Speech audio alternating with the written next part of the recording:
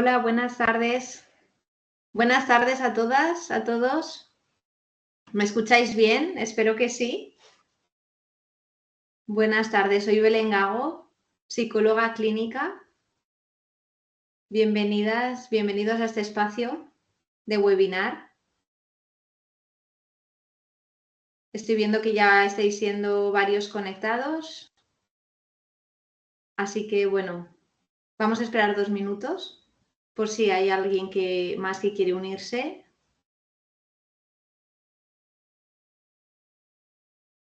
Y empezamos rápido, ¿vale?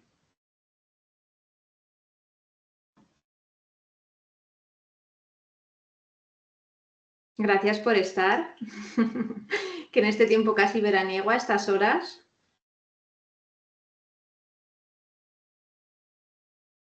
Pues seguro que es un esfuerzo, pero espero que merezca la pena, ¿vale? Hoy vamos a hablar de trauma y de apego en la infancia, así que espero que haya merecido la pena quedarse sin siesta. Venga, vamos allá. Veo que ya vais siendo más gente. Vale, pues vamos a empezar. Me voy a salir del panel en el que veo el número de participantes y demás, porque voy a abrir la presentación y entonces a partir de ahí solo voy a ver las diapositivas, ¿de acuerdo? Entonces, espero que me escuchéis bien y que me veáis bien, ¿vale? Que veáis bien las diapositivas que voy a ir presentando. No tendré el chat abierto durante el tiempo del webinar, porque por lo que os he dicho voy ahora mismo a cerrar esta pantalla y empezar en la pantalla la presentación, pero cuando termine la presentación pues volveré a abrirlo para que vosotros podáis comentarme las dudas, sugerencias, comentarios que queráis, ¿vale? Bien, pues vamos a empezar.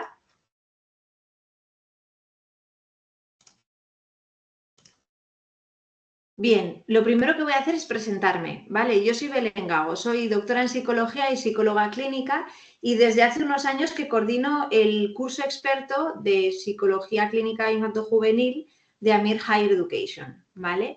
Entonces aquí como coordinadora del curso lo primero que os quiero contar pues es un poquito el formato de este curso de formación de posgrado que pensamos, bueno, que está diseñado para que podáis mejorar vuestras competencias y vuestras habilidades en el manejo de la psicoterapia con niños y adolescentes, ¿vale? Son 15 créditos europeos avalados por la Universidad a Distancia de Madrid, por la UDIMA, y lo podéis hacer hasta 12 meses, ¿vale? En los que podéis, pues eso, disfrutar de la plataforma. Tiene un formato online y flexible y las clases teóricas son grabadas con alta calidad. Por lo tanto, al ser un formato en el que tú mismo te vas monitorizando el curso, pues cada uno se puede organizar. Esto está muy bien porque de alguna forma todo este formato online lo permite y uno se administra también su tiempo si lo tiene que compaginar con otras cosas, ¿no? Es un curso eminentemente práctico, o sea que tiene un contexto aplicado, ¿vale? Obviamente hace falta, como en cualquier docencia, un cuerpo teórico potente y bien fundamentado, que también lo tiene, pero es verdad que no es un curso de otro tipo de contexto más teórico, sino que sobre todo la potencia está en que, bueno, intenta de alguna forma dotaros de competencias para la práctica, ¿vale? Entonces, hay talleres, hay sesiones clínicas y sobre todo pensadas en el contexto de poder aprender a trabajar con niños y adolescentes o al menos si ya de alguna manera hay una base, también mejorar ya la que uno tiene, ¿no? Los docentes somos todos expertos dentro de todo el ámbito nacional y del Sistema Nacional de Salud en el campo de la red de salud mental infanto-juvenil, ¿vale? Todos tenemos formación clínica, formación especializada a nivel de sanidad, tanto en psicología clínica como en psiquiatría. Y bueno, de alguna forma cada uno lo que hacemos es aportar aquella docencia al campo en el que mejor trabajamos, porque dentro de todo este ámbito de infanto-juvenil, pues obviamente hay muchos campos de los que hablar, ¿de acuerdo? Entonces, como os he dicho, la metodología es online a través de una plataforma que se llama Blackboard, bastante intuitiva y cómoda, ¿de acuerdo? Ahí se pueden encontrar clases teóricas grabadas en alta calidad y después lo que son los documentos de apuntes, resúmenes, esquemas del temario. También, digamos, pues tutorías, talleres, sesiones clínicas. Este es el temario del curso. Como os digo, hay unos principios sobre lo que es la evolución del desarrollo psíquico en la infancia, la psicología perinatal, el neurodesarrollo, el desarrollo socioemocional en la infancia, que sientan las bases teóricas de un fundamento inicial, y a partir de ahí empezamos a ver, una vez visto lo que es lo normativo, pues empezamos a ver qué es lo patológico, hablando de los trastornos de inicio en la infancia y la adolescencia y del diagnóstico diferencial.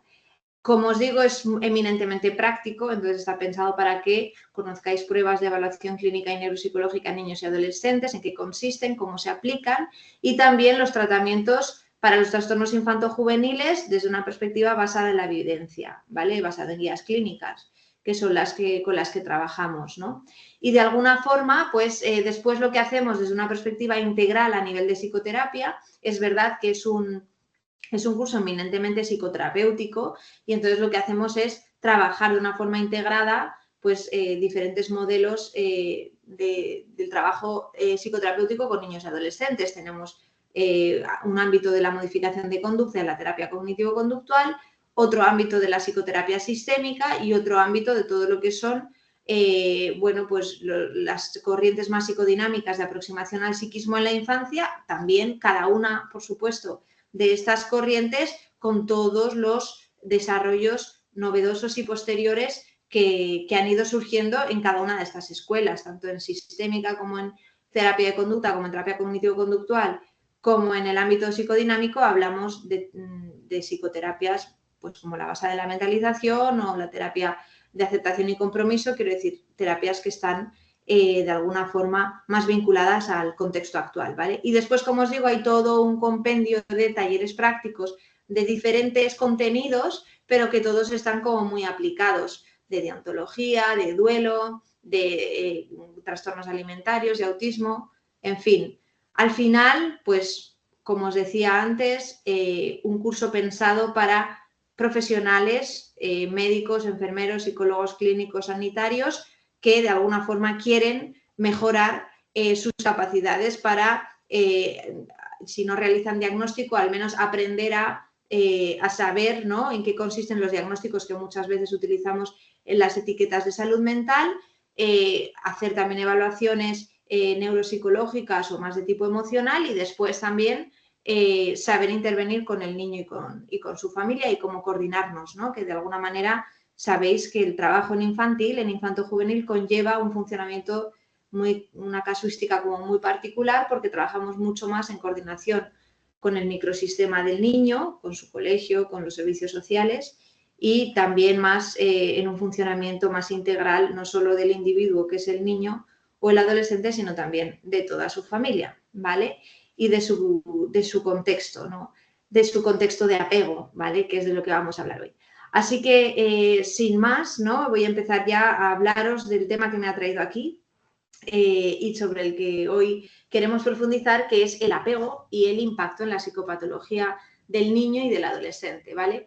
Y para ello, pues os he preparado algunas viñetas clínicas. Cuando pensaba en hacer esta presentación, realmente me venían muchas a la cabeza, pero de alguna forma, bueno, pues he cogido algunas, ¿vale? Mirad, este es el primer caso. Juan tiene 8 años y entra en la primera visita acompañado de sus padres. Se sienta en la silla del medio, entre sus dos padres, de espaldas a mi mesa. Mira hacia atrás, se mueve en la silla, no quiere presentarse y tampoco quiere contestar a mis preguntas. Le pregunto, pues, cómo se llama, establezco el rapport habitual y él se muestra de espaldas y no quiere contestarme.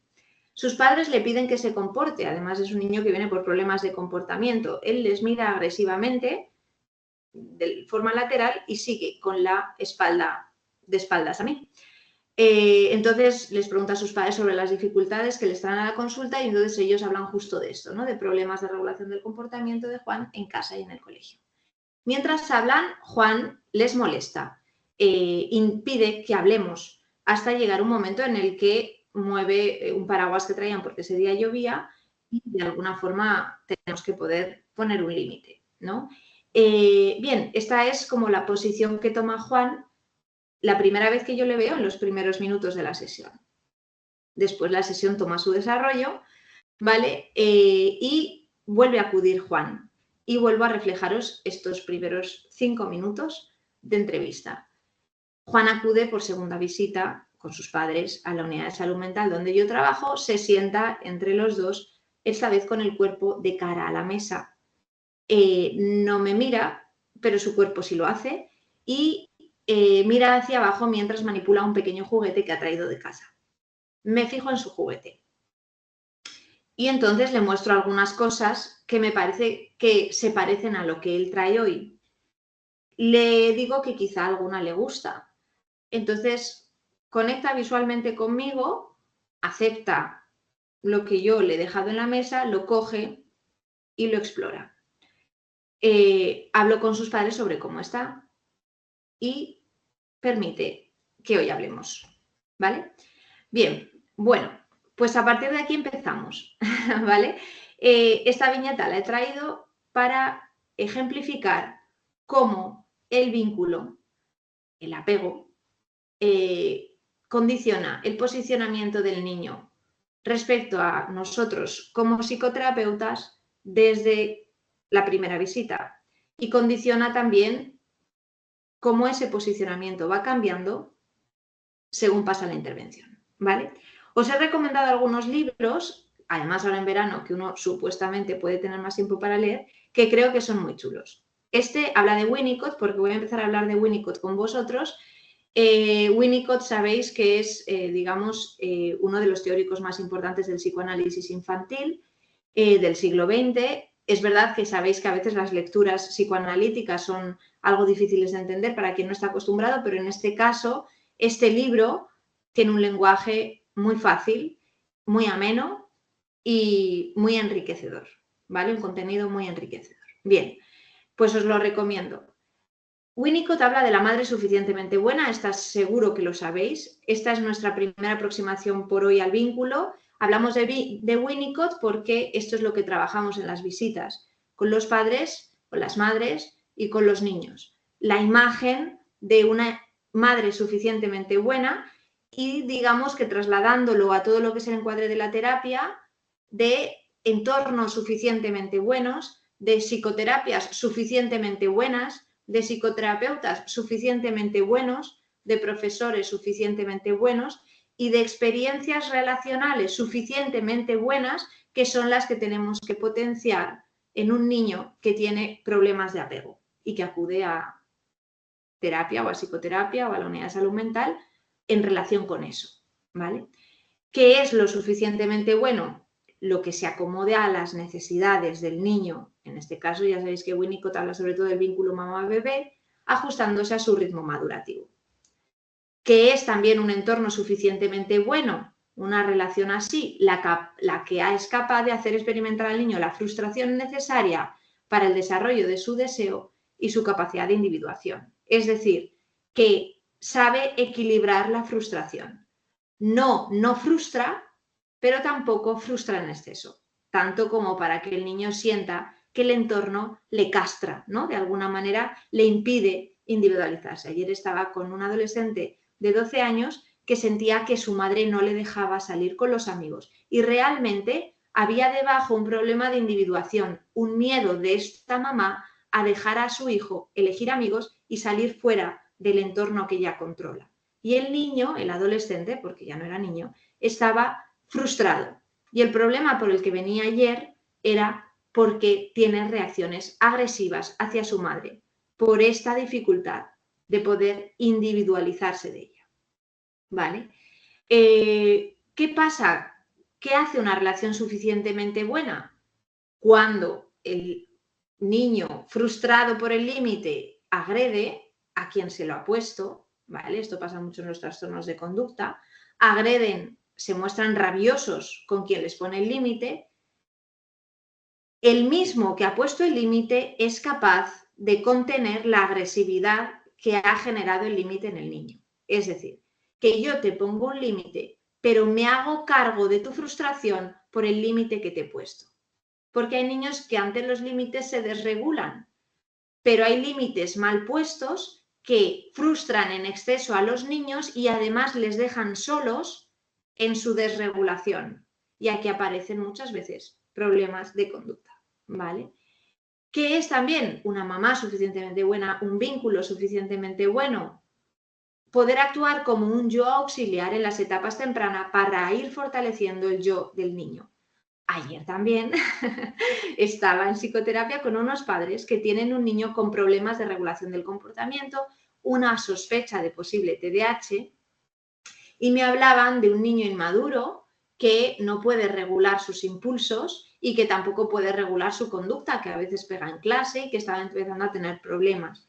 Y hablábamos de cómo ellos tenían que actuar, como este yo auxiliar, esta mente reflexiva adjunta a su niño, para que de alguna forma, de una manera amable, esta voz, ¿no?, que al niño le auxilia cuando no sabe manejarse por sí mismo, vaya fortaleciendo en el niño su capacidad para ir gestionando las cosas por sí solo, ¿vale? De manera que eso es también apego seguro, es decir, unos papás que ayudan al niño a hacer de mente reflexiva cuando el niño es impulsivo y van fortaleciendo su autorregulación.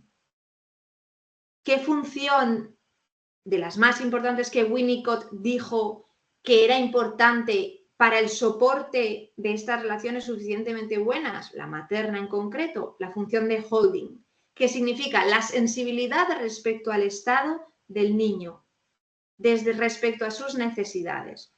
Vemos mamás no sensibles, vemos entornos no sensibles, sí los vemos. Y yo aquí no voy a patologizar, no voy a hablar de mamás nevera ni de aspectos que pueden, digamos, señalar a las madres como las causantes de un problema de apego en el niño, porque entendiéndolo todo desde un contexto más amplio, nunca podemos ser así de reduccionistas en la comprensión de lo que ocurre con un caso concreto, ¿no? Pero en realidad sí que es verdad que vemos entornos no sensibles a las necesidades de los menores y que esto les afecta, ¿vale? Fijaros que esta función de sostener permite la continuidad existencial, la integración psíquica que llamamos. ¿Qué significa esto? Que el niño va construyendo una imagen del yo, de quién soy yo, ¿vale?, que aunque os parezca muy abstracta, se construye desde los primeros años de la vida y desde las etapas más tempranas, desde el bebé, ¿vale? De alguna forma, a partir del año, ¿no?, el niño ya empieza a distinguir que yo soy una cosa, el yo y el otro, pero el yo, el cómo me llamo, el si soy chico, chica o no, cualquier construcción sobre la identidad, el día en que nací, el día de mi cumpleaños, toda esta parte identitaria aparecen los niños muy temprano y los niños muy temprano empiezan a preguntar a los papás, ¿y el día en que nací? Y cuando yo cumplí un año, y eso es la continuidad existencial. El niño va construyéndose, va construyendo su identidad de una forma continua, ¿vale? Y para eso necesita que la mamá le recuerde quién era, y cualquier trauma, cualquier desconexión aquí lo que genera es justo lo contrario, desintegración. Hoy tenía un chico, un adolescente víctima de maltrato en el contexto de su familia, que estaba absolutamente desintegrado. ¿Por qué? Porque me hablaba de contextos en los que, noches en las que vivía una carga mental racional de pensar en soluciones a su vida, desconectadas de la emoción, pero pensando hasta agotarse, y otros momentos de sus noches en las que no puede pensar, pero solo siente y siente y siente y siente mucho vacío. Esta desintegración entre lo que yo soy a nivel de lo que pienso, de lo que siento, cuando pienso solo puedo pensar, no puedo actuar, cuando siento solo puedo sentir, no puedo pensar, cuando actúo solo puedo, toda esta parte desintegrada es un efecto de problemas en el vínculo, ¿vale? Por tanto, este holding es el lugar seguro.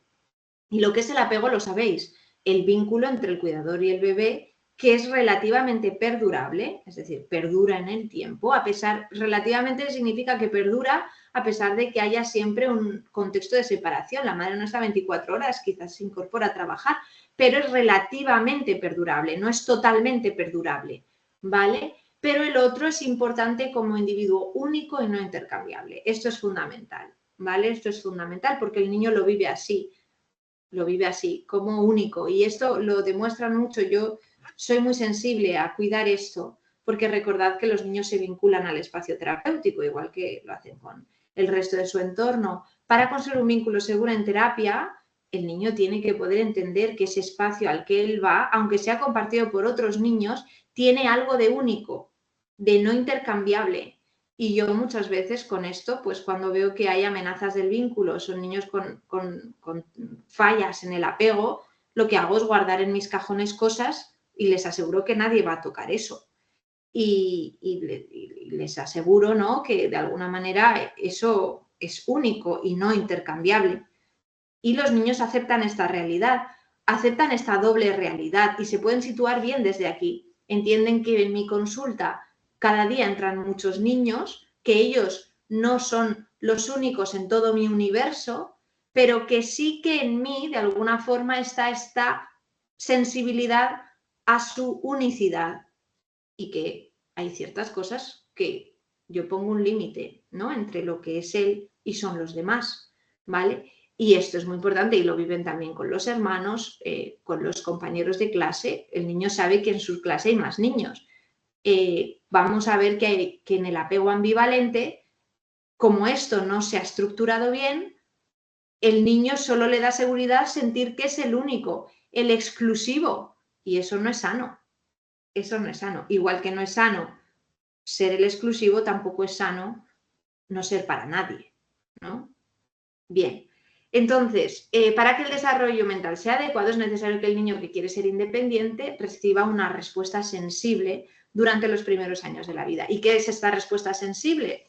Pues la armonía entre el estado interno, o sea, que de alguna forma yo no esté llorando y tú estés ausente, ¿no? O yo no esté riéndome y tú estés llorando. Haya una sintonía. Luego un equilibrio, que significa que cuando hay una sintonía con la figura principal de apego, esto genera regulación, genera equilibrio en el cuerpo. Fijaros tantas veces que estas hiperactividades, al final, esta inquietud motriz del cuerpo, tienen que ver con vínculos, no tienen que ver con problemas únicamente del neurodesarrollo, ¿no? Emociones, estados mentales. Los estados mentales es a lo que me refería antes, de que pueden estar disociados o integrados. Entonces, de alguna forma, esto permite regularse. Y luego la coherencia. El sentido de integración que adquiere a través de la relación con sus progenitores hará que se pueda dar la integración. Es decir, primero somos sintónicos, estamos en sintonía y entonces podemos integrarnos como individuos y entonces eso nos permite integrarnos con el otro, ¿vale? O sea, es una fusión sana en el apego que estructura un yo estable que permite relacionarse de una forma, digamos, adecuada con el entorno y entonces así sí poder volver a relacionarme desde la proximidad y la intimidad con los otros, ¿no? Por tanto, asegurar la presencia es súper importante, permitir al niño explorar desde una base segura, esto ya lo sabéis, y después ser refugio y seguridad ante el peligro, ¿no? Es decir, que cuando el niño se desregula, cuántos contextos de niños con ansiedad de separación, con ansiedad generalizada, con agorafobia en la adolescencia, son apegos ansiosos. ¿Por qué? Porque en cuanto aparece una dificultad, un contexto del instituto, por ejemplo, muchos niños nosotros vemos en infantil que en cuanto se abre todo el mundo adolescente con el instituto y eso resulta amenazante porque es desconocido, muchos niños hacen regresiones, ¿no? Pues tipo fóbicas, fobias escolares, tal. ¿Por qué? Pues porque al final es como querer volver a un refugio, a una burbuja en la que buscar consuelo. Y a veces, imaginaros un apego evitativo, ni la encuentran porque no encontrarán a nadie disponible y entonces, o aunque esté disponible, leerán que tienen que regularse solos con todo lo que eso genera, ¿no?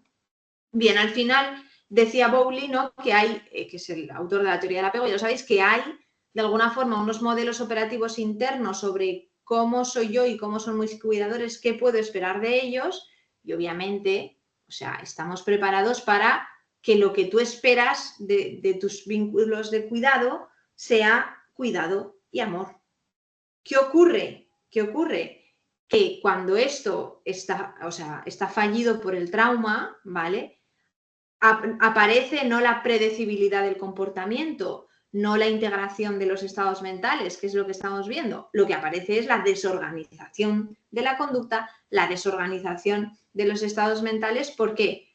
Porque se activa este arquetipo, por así decirlo, este modelo interno de que tu madre te quiere, pero a la vez tu madre te grita. Y entonces, tu padre te quiere, pero a la vez te está agrediendo. O tu padre, bueno, alguien, quizá el abuso sexual, ya sabéis que no es tan frecuente en padres y madres, pero alguien te está seduciendo, pero a la vez se está aprovechando de ti, ¿no? Entonces, todo esto que es el trauma, lo que genera es un esquema opuesto al mismo tiempo, sabéis que en el trauma, en el abuso sexual, al mismo tiempo se da, digamos, la expectativa de que tienes que ser cuidado a la vez de la experiencia de estar siendo dañado, ¿no? Y obviamente en eso, en esa, digamos, polaridad, en una sucesión muy rápida también es cuando aparece la desorganización, porque el niño, obviamente, según lo que se le active, va a funcionar.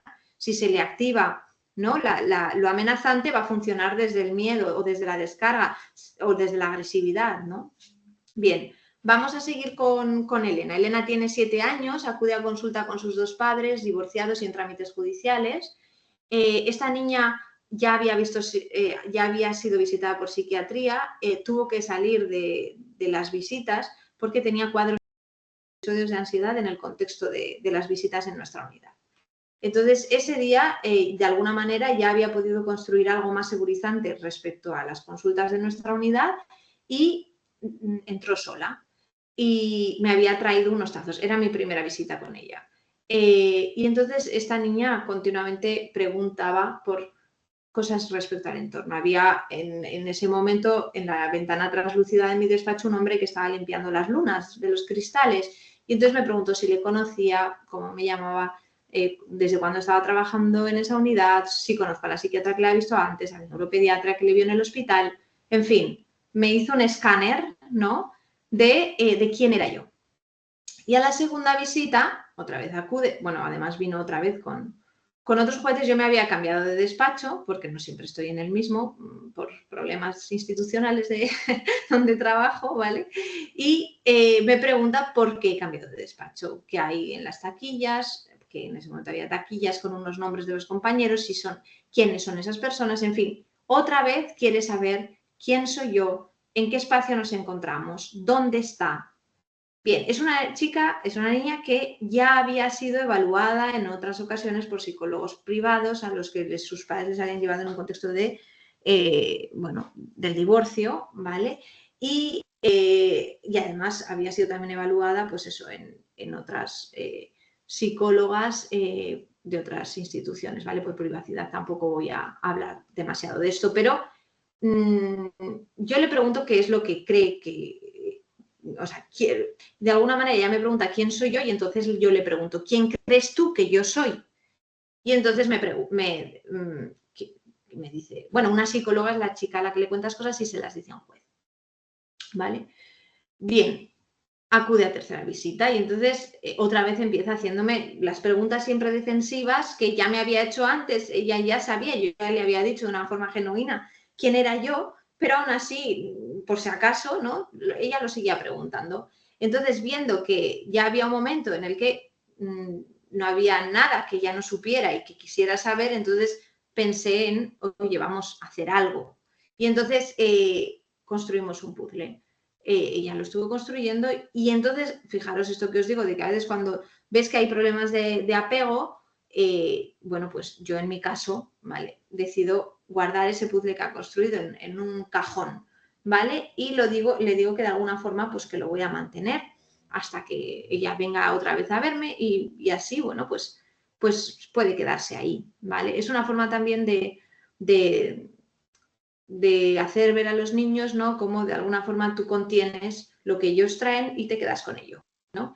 Entonces, bueno, pues acude a la cuarta visita, demostré que efectivamente, mira, ella seguía el pulve. Ella se acordaba de que alguna pieza estaba rota, yo ni idea, los niños son así de sensibles, también cuando son, tienen problemas de apego enseguida, ¿no? Y entonces me hizo este dibujo. Esta niña, o sea, nunca había querido dibujar, nunca había querido jugar, todo lo que hacía era defenderse, haciéndome preguntas, manipulando lo que ella me traía, pero nunca había sido capaz de explorar el entorno. ¿Recordáis esto de que el apego seguro permite explorar? Hay otros niños que entran y en la primera visita, oye, ya les sacas juguetes, los exploren o se van directamente sin que tú les digas nada, o le sacas un juguete y juega. Esta no había sido capaz de explorar nada hasta ahora, y sin embargo le di un papel y entonces hizo este dibujo, ¿no? La USMIA es la unidad donde trabajo, Unidad de Salud Mental de la Infancia y la Adolescencia, y fijaros, ¿no? O sea, me representa a mí en el dibujo. Yo no le había dicho que me representara a mí,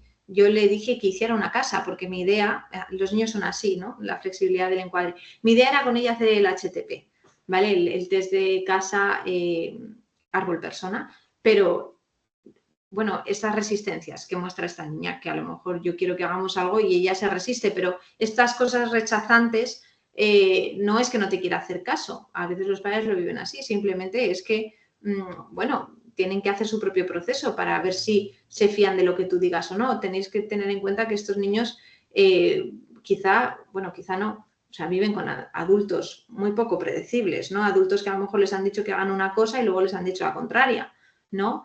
Entonces, bueno, no tienen por qué pensar que tú vas a tratarles de una forma diferente a la que lo ha hecho el entorno. Necesitan asegurarse. A mí, vamos, que un poco menos que me hizo un escáner, ¿no? A preguntas. Y sin embargo, pues eso, en ese momento, pues me representa así y pone esto, la sanidad es lo que cura. En fin, de alguna forma, fijaros como esta niña en 4 visitas, ¿vale? En la primera me había construido como alguien que, bueno, pues que simplemente yo iba a saber quién era ella para yo luego decírselo a alguien, y sin embargo, ¿no? En la cuarta visita ella ya pudo entender que yo no era eso, ¿no? Que la sanidad es lo que cura, o sea, que venir a la USMIA no es como ir a los juzgados. Y eso es ya de alguna forma, ¿no? Generar una experiencia emocional correctiva, ¿no? Que la niña se pueda ir situando en un vínculo que le da seguridad, que se muestra disponible, ¿no? Bueno, esto lo conocéis porque seguro que lo conocéis. Ya sabéis que cuando hay un afecto positivo, predecible, se da un apego seguro. Cuando es impredecible, se da un apego ambivalente. Eso es lo que os decía yo antes, ¿no? De que, ay, tú eres mi favorita, pero a ratos. Entonces, esto hace que, como no me fío del que a ratos, entonces tiene que ser siempre, porque si no, no me voy a fiar, ¿no? Esta parte de vacío y el miedo al abandono, ¿no? Que hablan muchos niños, ¿no?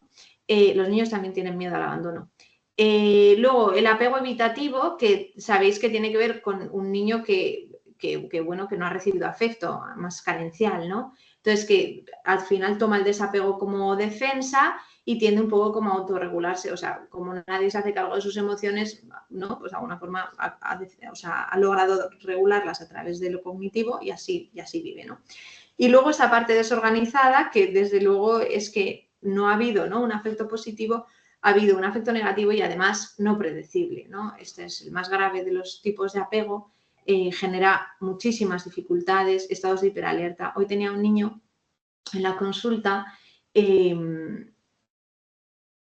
que está retirado de la convivencia con su familia, víctima de maltrato físico y negligencia, y bueno, acude acompañada pues de la educadora con la que vive en el centro, y estaban, bueno, en mi despacho es que se oye mucho el ruido del entorno y entonces había unos golpes. Estaban sonando así, nada, unos pequeñitos golpes que para mí pasan desapercibidos absolutamente. Bueno, pues el niño ha parado y me ha preguntado qué son esos golpes. Y claro, yo le he dicho que no estaba segura de lo que era, pero que pensaba que era que quizá algún compañero estaba haciendo ruido. Y le he preguntado qué había pensado él que era. Y entonces me ha dicho alguien que está enfadado y está pegando. fijaros, lo que os quiero decir es que tenemos que poder salir de nuestra realidad muchas veces, de lo que nosotros pensamos que un niño puede pensar, para entender y meternos en la mente del niño y pensar que mientras tú estás súper segura trabajando, ¿no?, en tu contexto regulado, tal, no sé cuál, el niño, el estar donde tú estás compartiendo ese espacio que compartís en la sesión, puede estar viviendo una cosa tan amenazante como pensar que él está en un sitio donde arriba se están pegando, ¿no? Y eso es lo que le pasa, o sea, al niño desorganizado, ¿no? Claro, luego imagínate si tú vas en esa alerta todo el día, ¿qué pasa cuando ante cualquier pequeña frustración, ante cualquier interpretación hostil del entorno, claro, te desbordas y agredes y pegas en la clase, ¿no? ¿Y de dónde viene eso, no? Cuando falla el afecto, por tanto, se da un apego evitativo. Cuando falla la regulación es cuando se da un apego ansioso. Vale, os voy a recomendar también este libro, ya voy a terminar, ¿vale? Porque tampoco quiero que sea demasiado largo. En fin, una lectura también muy amena. La función de mentalización, bien, de alguna forma está muy relacionada con todo esto del apego. Es la capacidad del niño que se va construyendo de poder atribuir estados mentales a sus propias conductas y a las de los demás, predecir la conducta de los demás, explorar el significado de las acciones de los otros y encontrar significado en sus propias experiencias. Claro, cuando el adulto no es predecible, imaginaros, o sea, es que el niño es imposible mentalizar ahí, se desmentaliza y se desorganiza, pero porque es que el contexto no le ha permitido desarrollarse. Y siempre se da en un espacio vincular, siempre en una relación con el otro. Y fijaros que aquí no es tan importante la persona como la función. O sea, la educadora que venía hoy con ese niño no es su madre, pero está haciendo función maternal.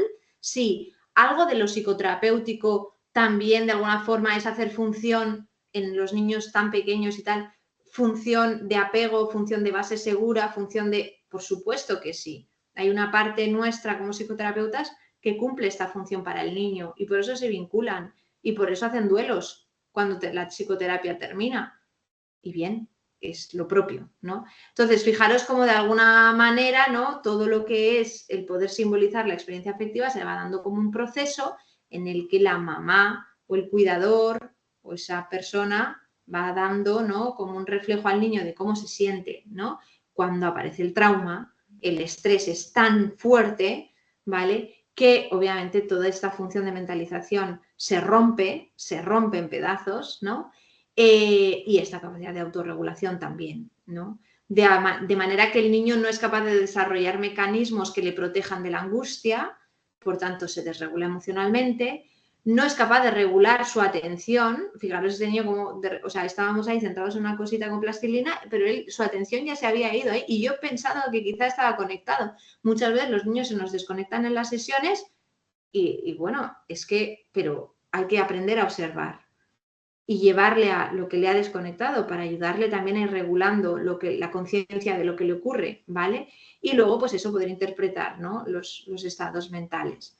Este libro es muy bueno, El niño superviviente, habla del trauma del desarrollo, no os lo voy a poder contar porque, en fin, el webinar da para lo que da, es un campo muy amplio, pero sí que os digo una cosa, en el curso hablamos de estas cosas, ¿no? Pero de alguna forma, El niño superviviente es una lectura también muy chula para quien quiera de alguna forma entender cómo funcionan todos estos procesos en el trauma del desarrollo, ¿vale? Lo que tenemos son niños, pues eso, que de alguna forma para poder sobrevivir a todas estas fallas en el apego, construyen un contacto más frágil con la realidad y entonces se da un cierto pensamiento mágico, ¿vale? Con niños pues más, bueno, en riesgo de psicosis o de una fantasía muy desordenada, y hay otros niños que de alguna forma, pues esta falla en la mentalización lo que hace es alterar sus impulsos, sus emociones, sus conductas, ¿vale? Bien, podéis saber más sobre nuestro curso, aquí tenéis el código QR para acceder al dossier del programa, ¿vale? Por mi parte nada más, gracias por estar. Nada, os dejo aquí el enlace también de nuestra entidad, Amer Psicología. Podéis visitar sus redes sociales, su página web, para saber también las formaciones con las que cuenta, ¿vale? Y por mi parte ya estaría. Ahora, pues, si queréis, pues, si hay alguien que tiene alguna pregunta, algún comentario, podéis hacerlo.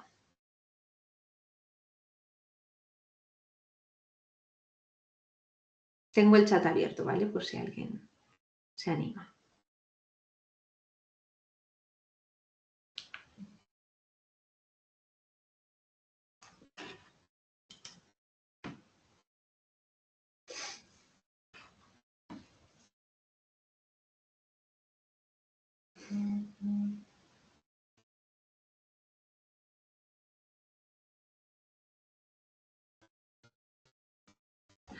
Hola, Beatriz. Gracias por la pregunta. ¿Por qué se desarrolla el pensamiento mágico? Al crecer no deberían ser más lógicos. Vale, a ver, cuando yo estaba diciendo el tema del pensamiento mágico, hablo de la fantasía. Las fantasías las tenemos todos. Yo ahora mismo fantaseo con mis vacaciones. Quiero decir, en ese sentido, que es una parte del deseo, o sea, es una parte sana de todos y no solo de los niños, ¿vale? ¿Qué pasa? ¿Qué pasa? ¿Qué es lo que ocurre cuando, por no poder contener toda esa parte, todo esto se desorganiza? Pues que hay niños que viven fuera de la realidad, ¿no? Por ejemplo, los amigos imaginarios, ¿vale?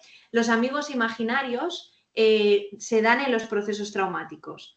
¿Por qué? Porque los niños, por no poder sobrevivir psicológicamente a la realidad del trauma, construyen algo mágico, fantaseado, como podría ser un amigo imaginario, que de alguna forma, bueno, puede tener actitudes benevolentes, o sea, de alguna forma compensar todo lo que no tienen, ¿vale? O puede tener intenciones hostiles y de alguna forma ser algo como imaginario, un amigo imaginario, pero casi enemigo imaginario, persecutorio, ¿no? Y que les hace revivir el trauma. Fijaros que esto en la psicopatología luego lo vemos de muchas formas. Vemos adolescentes que tienen, ¿no?, esta identidad disociada. Tengo un adolescente que estoy atendiendo ahora mismo que me habla de 4 personas dentro de ella, o sea, 4 voces con sus nombres, ¿no? Eso es de alguna manera, o sea, es cuando uno ya pierde el contacto con la realidad, porque al no poder integrar todos esos estados mentales, llega un momento en que confundes, incluso llegas a confundir si tu pensamiento es una voz y dependiendo de qué, pues puedes tener experiencias alucinatorias. Experiencias alucinatorias que pues, se pueden parecer mucho a la psicosis. Efectivamente, se psicotiza. Se pueden parecer mucho a la psicosis, por eso nosotros llamamos niños en riesgo de psicosis. Por eso es muy importante trabajar toda esta parte. ¿Por qué? Pues porque, oye, efectivamente, los EMAR. Lo que pasa que sí que es verdad que en este caso, o sea, por ejemplo, sabéis que, o sea, no podemos ser reduccionistas. Yo no estoy hablando de que todos los síntomas psicóticos tengan esta base, ¿no? Tenemos adolescentes con síntomas psicóticos que han tenido una niñez muy normalizada, pero que después genéticamente en un contexto de estrés, pues oye, llega la adolescencia y aparece toda esta sintomatología y no es producto de un trauma, ¿vale? Quiero decir, ni es la culpa de su madre, ¿no? Pero entendedme que toda esta parte reduccionista a mí no me gusta nada. Trabajamos en una disciplina muy compleja y muy multidimensional, ¿vale? Pero en fin, Beatriz, no sé si te he respondido, pero lo que vemos en niños pequeños que no pueden de alguna forma integrar todo esto, no tienen capacidad de mentalizarlo y entonces se les va la fantasía. Hay niños súper fantasiosos. ¿Cómo podríamos abordar el trauma por violencia doméstica en adultos? Estás hablando de adultos, de trabajar con adultos, ¿no? Abordar el trauma por violencia doméstica. Ah, vale. Cuando la víctima es uno de los hijos, o sea, ¿cómo trabajar? Sí, cuando los niños viven esta violencia. Vale, pues mira, yo en esto sí que creo que es fundamental que no podemos entrar en la perversión de que un niño, de ayudar a un niño a que sobreviva en un entorno dañino. Entonces, ayudar a un niño a que sea fuerte en un entorno dañino, para mí, no es una actitud de cuidado.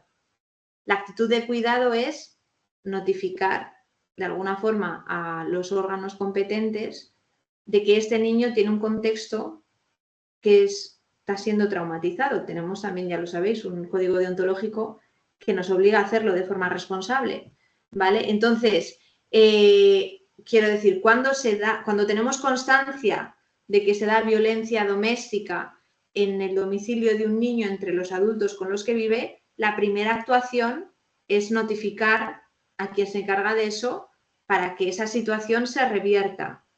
Y en el momento en el que esa situación se revierta como primer objetivo, y si no se trate de que se revierta, a partir de ahí es también trabajar con el niño, ¿no? Mira, si te interesa este tema, el libro este que os he dicho de El niño superviviente, te lo va a explicar fenomenal. ¿Te he contestado, Ana? Porque lo digo porque lo que vamos a tener, o sea, mientras el niño siga en ese contexto de violencia, es por un paciente adulto que ya no es niño. Pero vale. Sí, vale, no te había entendido. Claro, bueno, pues eso al final es trabajar desde el trauma también, ¿no? Desde el trauma en el adulto. Sabes que hay determinados tratamientos, el EMDR, por ejemplo, bueno, otro tipo de los tratamientos basados en la mentalización también ayudan o sea, están aplicados en el trauma, ¿vale? En concreto, eso, hay ahora como toda una corriente de aplicación de la terapia de la mentalización al trauma. En fin, o sea, todas las corrientes psicoterapéuticas del trauma son muy importantes. Yo en ese sentido, sí, o sea, el trauma me parece una cosa muy delicada. Yo, por ejemplo, yo no tengo formación específica en abuso sexual. Bueno, pues pienso que hay que ser muy competente para poder trabajar bien en un contexto de trauma, ¿no? Y ahí, pues es formarse.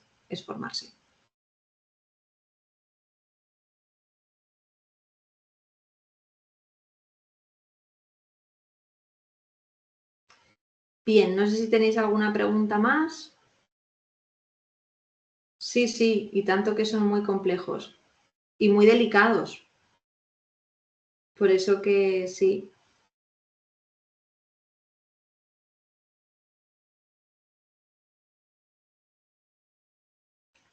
Bien.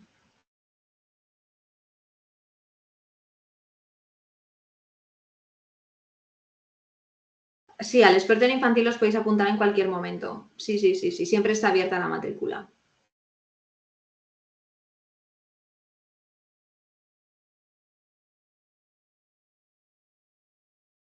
De nada.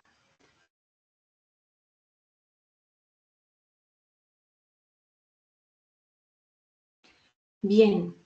Bueno, no sé si hay alguna cosilla más por ahí.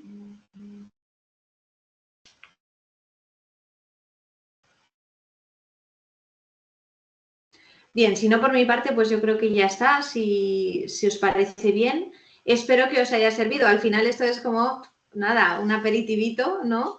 De temas pues muy chulos y muy potentes que ayudan mucho en la práctica clínica habitual. Espero pues eso, que os haya enriquecido en la medida de lo posible.